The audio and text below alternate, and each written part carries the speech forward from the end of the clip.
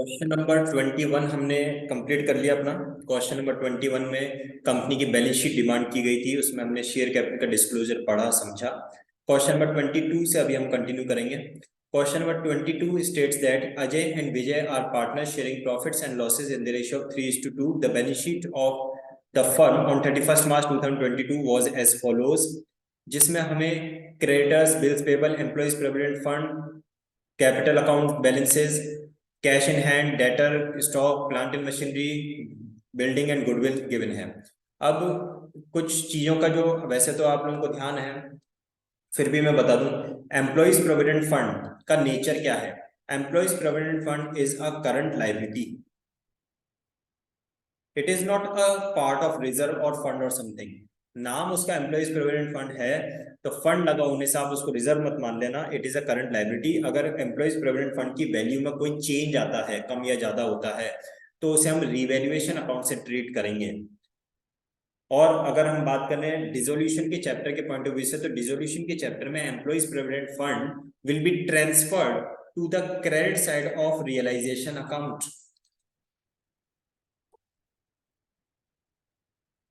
ठीक है, revaluation account और रियलाइजेशन अकाउंट से एम्प्लॉय प्रोविडेंट फंड का ट्रीटमेंट होता है।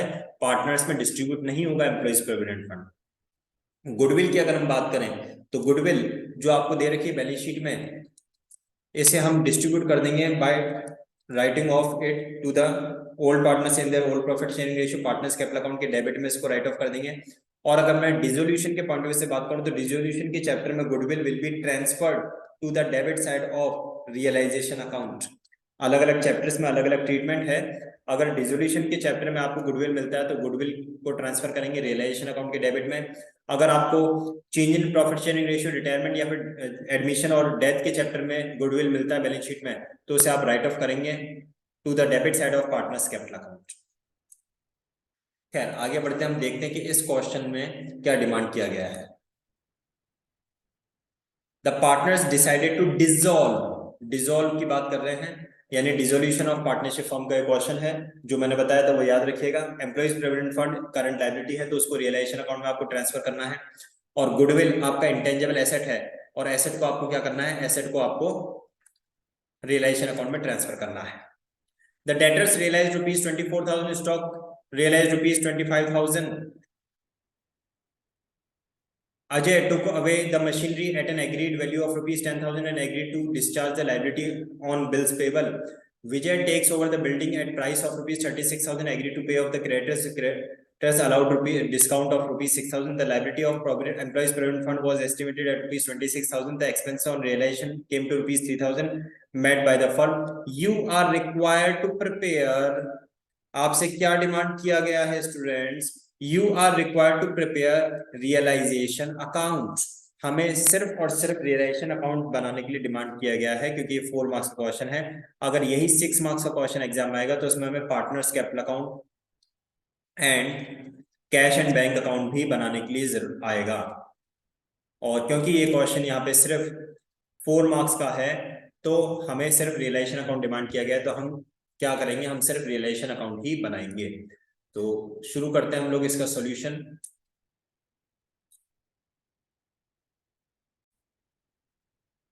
अगर आपको ध्यान है कि हमारा क्या ट्रीटमेंट रहता है, तो अच्छी बात है। नहीं याद है तो मैं रिकॉल करवा दूं आप लोगों को।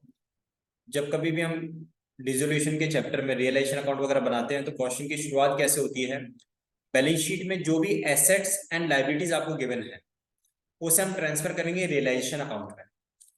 जो भी एसेट्स और लायबिलिटीज गिवन है, यानी कि creditors, bills payable and employees provident fund, ये 3 लायबिलिटीज रियलाइजेशन अकाउंट के क्रेडिट में जाके ट्रांसफर होंगी। अपोजिट में चीजें ट्रांसफर होती हैं, तो ये क्रेडिटर्स, बिल्स पेबल और एम्प्लॉइज प्रोविडेंट फंड हम ट्रांसफर करेंगे to the credit side of realisation account by liabilities transferred. क्या क्या है हमारे पास में? Creditors,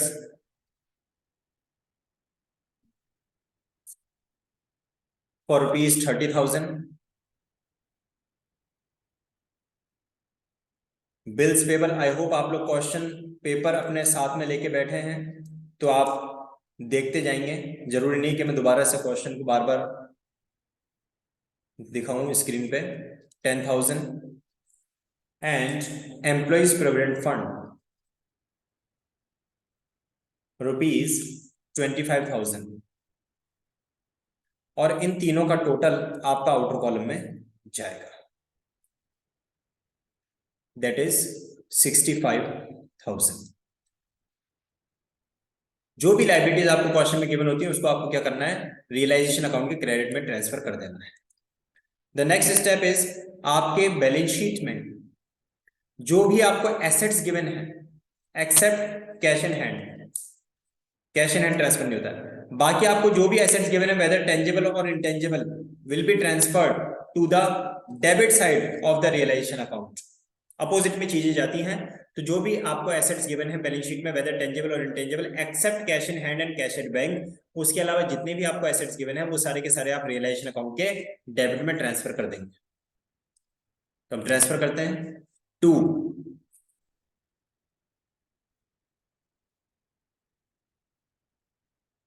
assets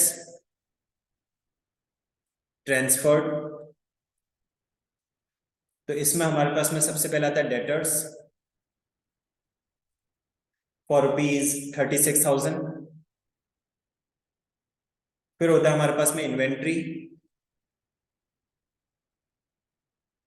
for ₹35,000। Then we do have plant and machinery for ₹20,000. Then we do have building for ₹40,000. And lastly, we do have goodwill for ₹10,000. चाहे asset tangible है या intangible, अगर बैलेंस शीट में दे रखा है तो उसको आप ट्रांसफर करेंगे रियलाइजेशन अकाउंट के डेबिट में। इसका टोटल आउटर कॉलम में हम लेके जाएंगे 10 4 50 70 1 लाख एंड 1,30,000 1,41,000 1,41,000। एक बार बैलेंस शीट की सारी आइटम्स को आपने ट्रांसफर कर दिया रियलाइजेशन अकाउंट में, अब आपका नेक्स्ट स्टेप क्या रहेगा, जो एडिशनल इंफॉर्मेशन में हमें पॉइंट दे रखे हैं उनको एक एक पॉइंट को हम पढ़ते जाएंगे और उनका ट्रीटमेंट हम करते जाएंगे। तो सबसे पहला पॉइंट आपको जो दे रखा है वो क्या है, सबसे पहला पॉइंट हमें दे रखा है डेटर्स रियलाइज ₹24,000, स्टॉक रियलाइज ₹25,000। हमने जो रियलाइजेशन अकाउंट बनाया है स्टूडेंट्स, उस रियलाइजेशन अकाउंट में अपने हमने जो रियलाइजेशन अकाउंट बनाया है उस रियलाइजेशन अकाउंट में एसेट्स को हमने लिखा है डेबिट साइड पर। अब इनको जब रियलाइज करने की बात आती है तो इनको रियलाइज किया जाएगा अपोजिट साइड से, यानी कि बाय करके, रियलाइजेशन अकाउंट के क्रेडिट साइड से इनको रियलाइज किया जाएगा। और कैसे रियलाइज करने के दो ही ऑप्शन है, सबसे पहला बाय कैश अकाउंट और दूसरा bye partners capital account. Question में जब कुछ नहीं दिया है तो हम क्या मानते हैं, कैश में रियलाइज किया डेटर को, स्टॉक को भी कैश में रियलाइज किया, तो हमें क्या करना है, डेटर और स्टॉक को रियलाइज कर लेना है इन कैश। तो ये लिखा हुआ है आपने, डेटर एंड स्टॉक का है ये inventory stock. On the opposite side will write by cash account debtors. Debtors को कितने में रियलाइज किया, क्वेश्चन में दे रखा है आपको एडिशनल फॉर्मेशन में, डेटर्स हैव रियलाइज्ड एट ₹24,000। कितना है एक बार देखिए,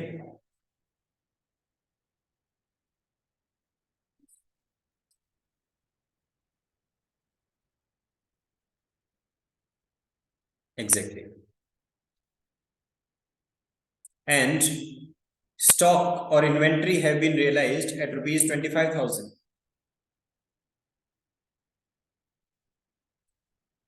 total in the outer column 49,000। और अगर मान लीजिए हम इसमें पार्टनर्स कैपिटल अकाउंट और कैश अकाउंट भी बना रहे होते तो इमीडिएटली हम इसका लेजर पोस्टिंग करते इन द कैश अकाउंट, और कैश अकाउंट में हम क्या लिखते, हमने रियलाइजेशन अकाउंट में लिखा है बाय कैश, तो हम कैश अकाउंट में क्या लिखते, टू रियलाइजेशन, यानी कि कैश अकाउंट के डेबिट साइड पे लिखते टू रियलाइजेशन अकाउंट, और अमाउंट लिखते 49,000 कैश अकाउंट के डेबिट में इसकी एंट्री करते हैं। बट क्वेश्चन ने हमें डिमांड किया नहीं है तो उसकी जरूरत नहीं है। आगे बढ़ते हैं। नेक्स्ट एडिशनल फॉर्मेशन हमें क्या दे रखी है, नेक्स्ट एडिशनल फॉर्मेशन में लिखा है point number B, that is Ajay took away the machinery at an agreed value of rupees 10,000 and agreed to discharge the liability on bill payable। यानी कि machinery और बिल पेबल इन दोनों के लिए जो ट्रीटमेंट करना है वो अजय कैपिटल अकाउंट से करना है। मैंने कहा ना ट्रीटमेंट करने के लिए दो ही ऑप्शन होते हैं हमारे पास में, कैश एंड बैंक और दूसरा कैपिटल। तो इसने क्वेश्चन ने साफ साफ कहा है कि भाई आपको अजय कैपिटल अकाउंट से इसका ट्रीटमेंट करना है। तो चलते हैं हम मशीनरी के लिए रियलाइजेशन अकाउंट में। मशीनरी एंड बिल्स पेबल दोनों को हमें ट्रीटमेंट करना है। सबसे पहले हम मशीनरी को ले लेते हैं। कहाँ है मशीनरी, ये रिप्लांट एंड मशीनरी। तो इसके लिए हम लिखेंगे बाय अजय कैपिटल अकाउंट,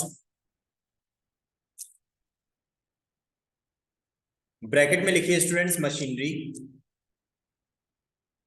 और फिर ये कितने में इन्होंने एग्री किया, मशीनरी को इन्होंने एग्री किया है रुपीज 10,000 में, तो आउटर कॉलम में आएगा 10,000। अगर हम पार्टनर्स कैपिटल अकाउंट बना रहे होते तो इसकी इमीडिएट लेजर पोस्टिंग भी होती, बट हम नहीं बना रहे तो बात खत्म हुई। बिल्स पेबल के बारे में भी क्वेश्चन में लिखा है कि अजय कैपिटल अकाउंट से ट्रीट करना है बिल्स पेबल को भी। तो जहां आपने बिल्स पेबल लिख रखा है स्टूडेंट्स, जस्ट उसके अपोजिट में इसका पेमेंट होगा। तो अपोजिट साइड पे हम क्या लिखेंगे, अपोजिट साइड पे हम लिखेंगे, अगेन पेमेंट करने के लिए भी दो ही ऑप्शन होते हैं, पहला ऑप्शन कैश और दूसरा ऑप्शन पार्टनर्स कैपिटल अकाउंट। तो यहाँ पे क्वेश्चन ने लिखा है कैपिटल अकाउंट से करना है, तो to Ajay capital account, bracket में लिखिए बिल्स पेबल, और अमाउंट क्वेश्चन में लिखा नहीं है, और जब क्वेश्चन में अमाउंट ना लिखा हो तो जो उसकी बुक वैल्यू उसी पे हम उसका पूरा पेमेंट करते हैं रुपीज 10,000। ये भी हो गया। नेक्स्ट एडिशनल फॉर्मेशन की तरफ बढ़ेंगे। Next additional information number C देखिए आप क्या लिखा है, विजय टुक ओ द बिल्डिंग। इस बार विजय कैपिटल अकाउंट से ट्रीट करना है बिल्डिंग को, and agrees to pay off the creditors, और क्रेडिटर्स को भी उसने पे किया 6,000 के डिस्काउंट पे। क्रेडिटर्स क्वेश्चन में आपको कितने के दे रखे हैं, क्रेडिटर्स हमें दे रखे हैं क्वेश्चन में 30,000 के, और 6,000 के डिस्काउंट पे उसका पेमेंट किया, यानी 24,000 पे पेमेंट कर रहे हैं। और किससे पेमेंट करेंगे, विजय कैपिटल अकाउंट से, बिल्डिंग एंड क्रेडिटर्स। तो सबसे पहले ये बिल्डिंग के लिए आ जाइए अपोजिट साइड पे, बाय विजय कैपिटल अकाउंट, ब्रैकेट में लिखिए बिल्डिंग, और बिल्डिंग को कितने में इन्होंने एग्री किया, 36,000। तो आउटर कॉलम में आ जाएगा 36,000।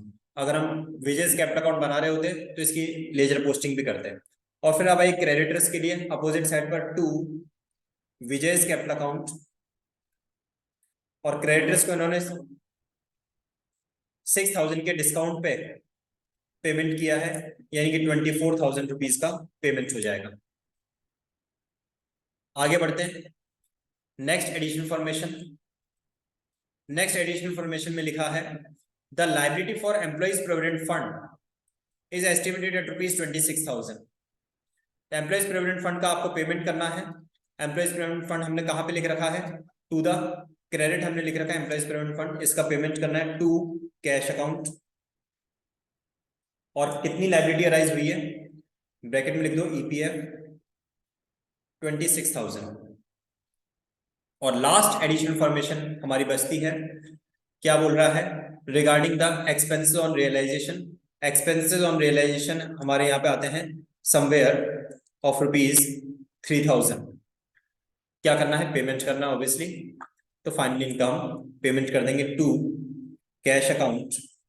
बस ध्यान रखने की बात यह है कि अगर यहाँ पे हम रियलाइजेशन अकाउंट के अलावा पार्टनर्स कैपिटल अकाउंट और कैश अकाउंट वगैरह सारे बना रहे होते तो इमीडिएटली लेजर पोस्टिंग भी आप लोग करते जाते हैं। नहीं बना रहे हैं इसलिए हम लेजर पोस्टिंग नहीं कर रहे हैं। तो 3,000 रुपीज के मैंने रियलाइजेशन एक्सपेंस का भी पेमेंट कर दिया। फाइनली क्या बचता है स्टूडेंट्स, क्वेश्चन में कितने पार्टनर्स दे रखे हैं हमें, क्वेश्चन में लिखा है there are in all 2 partners, and they are sharing profits and losses in the ratio of 3:2। तो जो भी अब हमारा रियलाइजेशन में प्रॉफिट या लॉस आ रहा है उसे हम क्या करेंगे, 3:2 के रेशियो में डिवाइड कर देंगे अमंग बोथ द पार्टनर्स। नाम है पार्टनर्स के Ajay and Vijay, and profit sharing ratio हमें दे रखा क्वेश्चन में 3:2। तो देखते हैं प्रॉफिट हो रहा है या लॉस। टोटल ले लेंगे, एसेट्स सॉरी डेबिट और क्रेडिट दोनों का टोटल करेंगे तो हमें पता चलेगा भी प्रॉफिट है या लॉस। तो इसमें आप देखेंगे कि क्वेश्चन इस टेबल के जो डेबिट का टोटल है वो ज्यादा है और क्रेडिट का टोटल कम है। डेबिट का टोटल कितना है देखिए, 0 0 0, then 1 and 4 5, 5 and 6 11 and 3 14 and 1 5 5 and 1 6 and 4 10 and 1 2,04,000 तो डेबिट का टोटल है। और क्रेडिट का टोटल अगर हम देखें तो ये हो रहा है आपका देखिए 65 and 35, 1,10,000 1,10,000 और 50, 1,60,000। ये हो रहा है हमारा क्रेडिट का टोटल, यानी क्रेडिट में कम है। क्रेडिट में कम है तो जो भी बैलेंसिंग फिगर आएगा वो कहां पे आएगा, क्रेडिट में आएगा। बाय लॉस ट्रांसफर्ड टू, नाम है पार्टनर्स के Ajay capital account and Vijay capital account. और अजय एंड विजय में जो भी हमारा प्रॉफिट आ रहा, सॉरी जो भी लॉस आ रहा है वो हम डिवाइड करेंगे। कितना लॉस है देखिए, 2,04,000 में से आप लेस करेंगे 1,60,000 को, तो फाइनली आपके पास में कितना बचता है, 4 - 0 4 एंड दिस वन 10 - 6 4, 44,000। और ये 44,000 को आपको क्या करना है, डिवाइड कर देना है among both the partners in their profit sharing ratio that is 3:2। जब आप 44,000 को 3:2 के रेशियो में डिवाइड करते हैं तो आपके पास में आ जाएगा 26,400 एंड 17,600।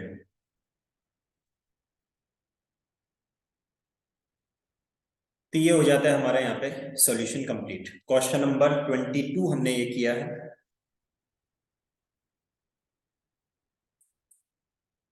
किसी के मैंने को कंफ्यूजन कोई डाउट है तो पूछ सकते हैं, अदरवाइज आज की क्लास को हम यहीं पे ओवर करेंगे।